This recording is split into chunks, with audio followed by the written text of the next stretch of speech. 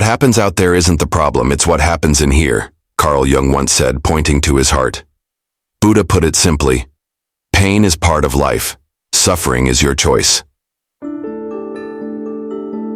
Why do some people stay calm no matter what life throws at them? How can an insult bounce off them like rain off a mountain? Most of us live like puppets. Someone pulls our strings and we dance. A rude comment ruins our day. A failed plan makes us panic. But what if you could cut the strings?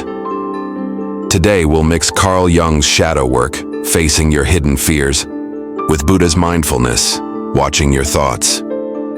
You'll learn how to spot the real reason insults hurt you, a 2-minute trick to stop reacting to chaos, why chasing control makes you weaker, not stronger. If you're tired of feeling like a puppet, hit play. If this hits home, comment, cut the strings, and subscribe. Let's get free. There's a reason why some people remain unshaken no matter what happens. The world throws chaos at them. Insults, failed plans, relentless setbacks, yet they sit still, like a mountain in a storm. What do they know that you don't? Most people react to every ripple in life. Rage at traffic, despair over a coworker's jab, insecurity from a stranger's glance. But what if you could dissolve these reactions? What if no person, no event, no force outside you could ever shake your peace? Carl Jung called this individuation, the path to wholeness. Buddha called it nirvana, the end of suffering. Together, they reveal a truth. Freedom isn't control. It's surrender. Jung believed we're prisoners of our unconscious reactions. Buddha called this samsara, the cycle of suffering born from ignorance. Here's the truth. Nothing affects you unless it hooks into a hidden part of you. If an insult stings, it's because you cling to a story. What if they're right? If rejection hurts, it's because you've tied your worth to others' approval. Two people face the same event. One crumbles, the other smiles. Why? Buddha said, we are what we think. All that we are arises with our thoughts. The storm isn't outside, it's within. This is shadow work meets vipassana. Every trigger, frustration, envy, fear, is a mirror reflecting parts of yourself you've disowned. Most flee these mirrors, blaming the world for their pain. But the awakened know the outer world is a projection of the inner. Buddha taught, all phenomena arise in the mind. Jung agreed, who looks outside dreams, who looks inside awakes. To master reality, stop chasing control. Master your mind. Yet most refuse this truth. It's easier to blame bosses, exes, or fate than to admit you give power to what hurts you.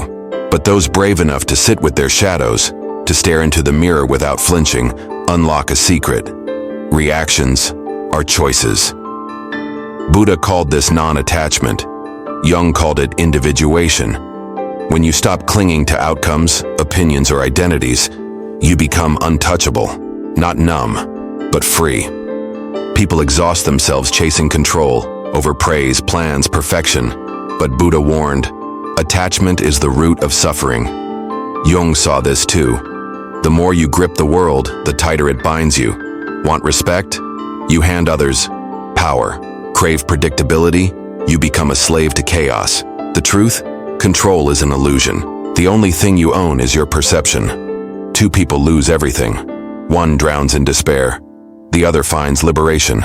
The difference? Perception. Jung said, the pendulum of the mind alternates between sense and nonsense, not right and wrong. Buddha put it bluntly, pain is inevitable, suffering is optional.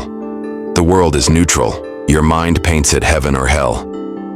Jung's shadow and Buddha's dukkha, suffering, share a root, unconscious patterns. Until you make the unconscious conscious, Jung warned, it will direct your life. Buddha's Four Noble Truths echo this.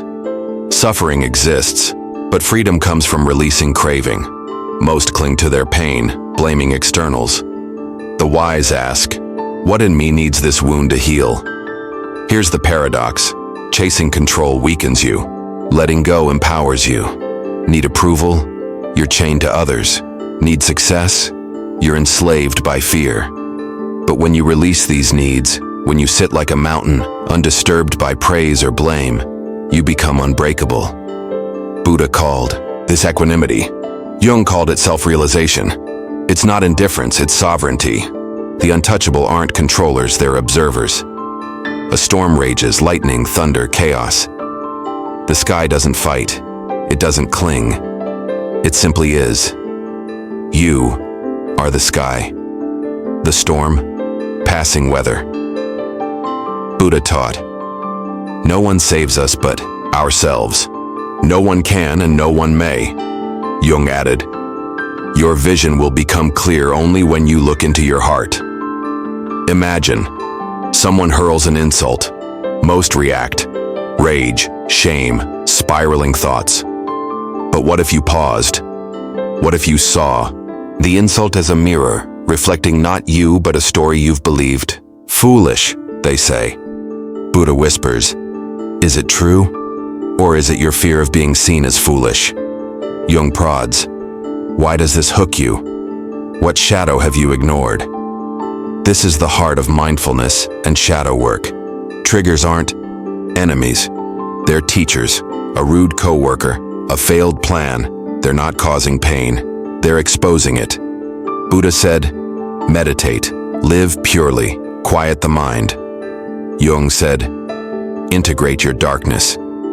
Both paths converge. When you stop fighting yourself, the world loses its grip. Most live as chess pieces, tossed by others' moves. The awakened become the player, or better, the watcher. Detachment isn't coldness, it's clarity. You feel anger, but you're not anger. You fear failure, but you're not fear. Buddha called this anatta, no self. Jung called it individuation. You're not deleting emotions, you're dissolving their chains.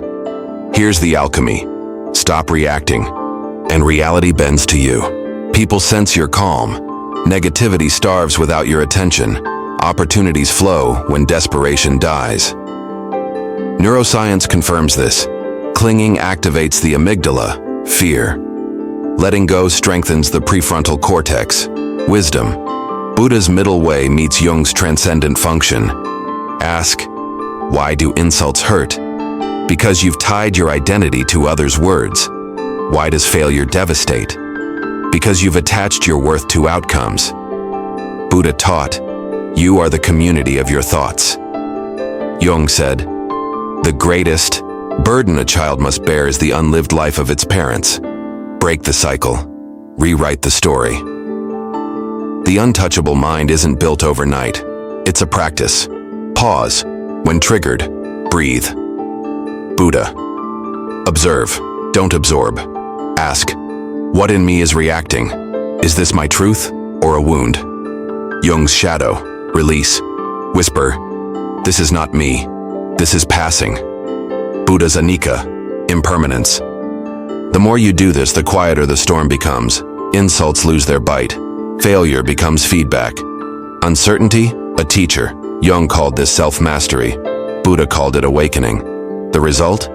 You're no longer a puppet of the world. You're the sky, vast, untouchable, free.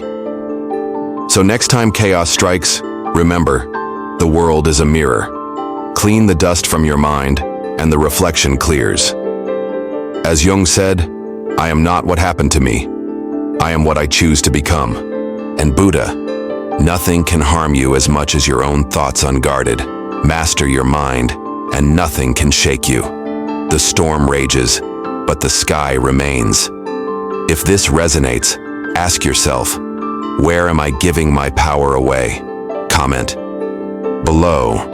And if you're ready to go deeper into merging Jung's shadow work with Buddha's path, subscribe. The journey to becoming unshakable starts now.